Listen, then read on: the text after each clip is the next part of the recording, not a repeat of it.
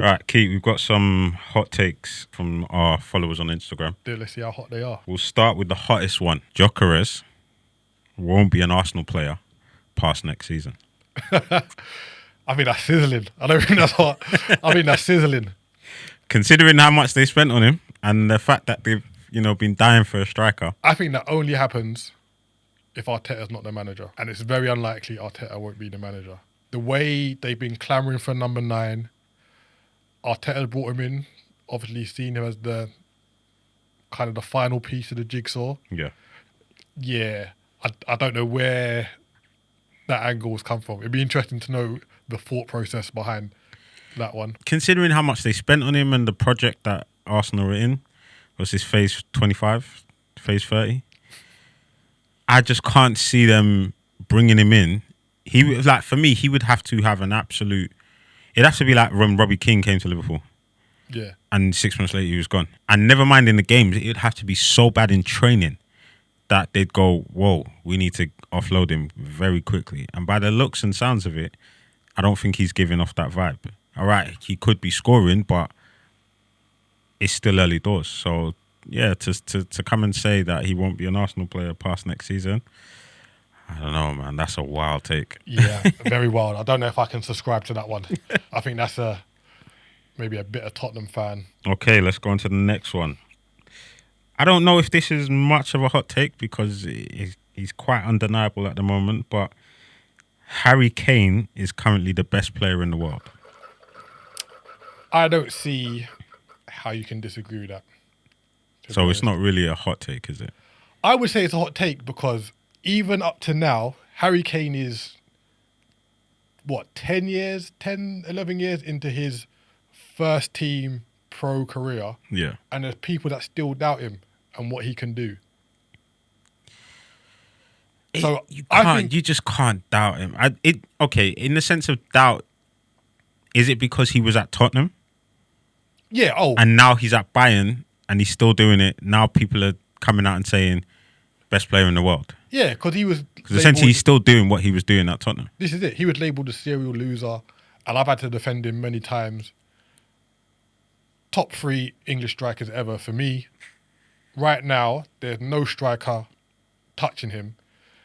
And I say that in terms of he's not the best footballer of all the strikers out there.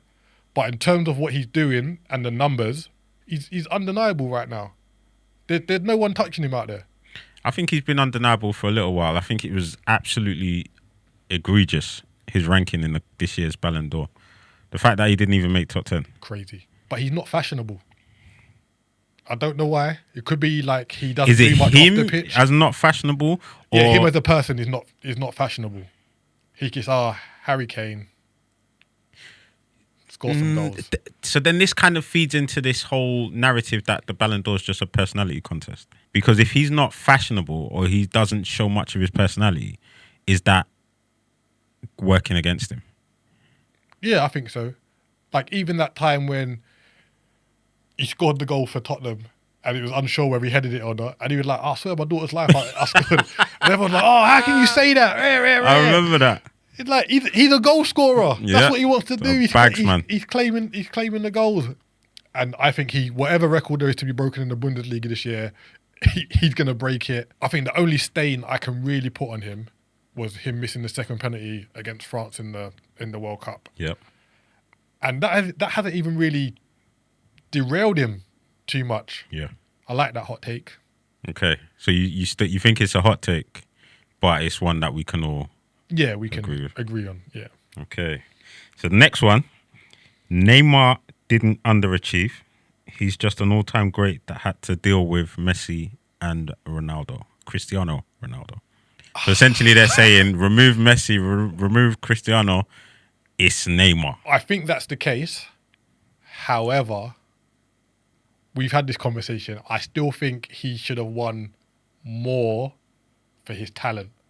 More on a club level or international level, or for the talented player that he is, I always expected a little bit more from him, and that could be me just heavily critiquing him because I know the talent that he is. Like we saw his trajectory, we saw him come through all the way from Brazil to back to Brazil now.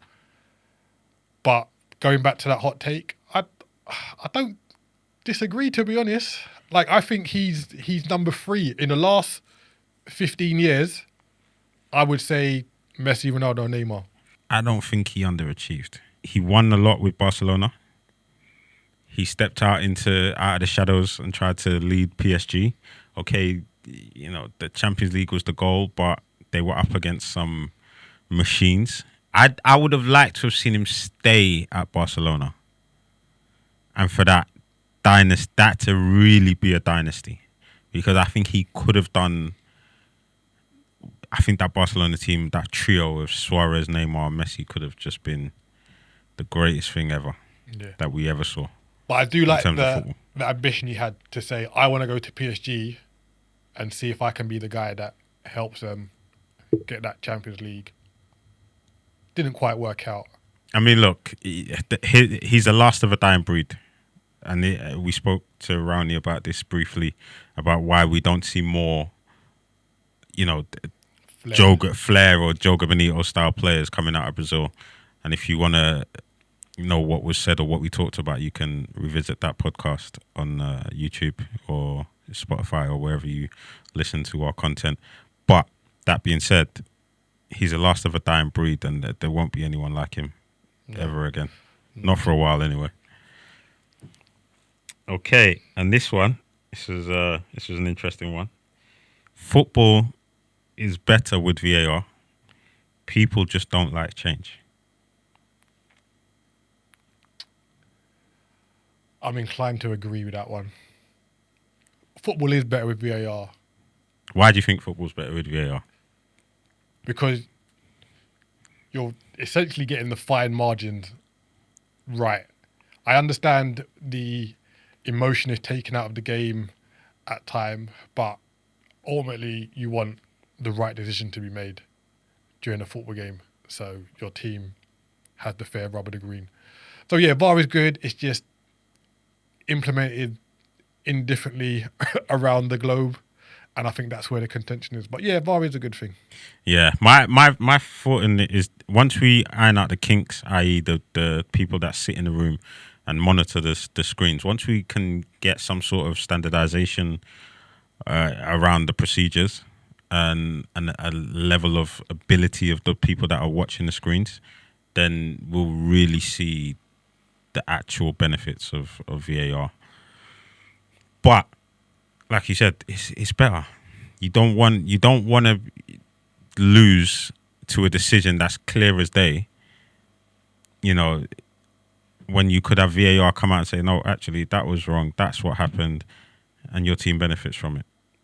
I mean, it happens. It's happening in all other major sports. In tennis, they have Hawkeye.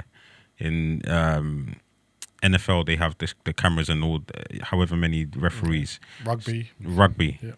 So it was a matter of time before it happened in football, and we will see the benefits of it at some point. So yeah, listen, if you're listening to this or you're watching via YouTube, send us in your hot takes. We will review them and let you know how we feel about it. Until then, peace. Peace.